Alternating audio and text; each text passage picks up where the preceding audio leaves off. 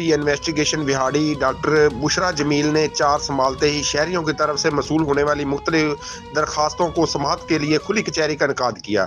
اس موقع پر انہوں نے تمام درخواستوں کا بغور جائزہ لیا اور داد رسی کرتے ہوئے مسائل کے فوری حل کے لیے احکامات جاری کیے۔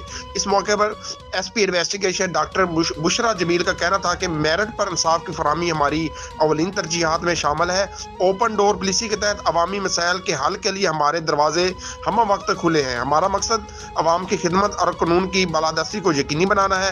کرائم کی بے کنی کے لیے تمام اقدامات کیے جا رہے ہیں۔ جلد ہی تمام تھانہ جات کا وزٹ کر کے کرائم کی صورتحال، ریکارڈ کی تکمیل اور سنگین مقدمات کی صورتحال کا جائزہ لیا جائے گا۔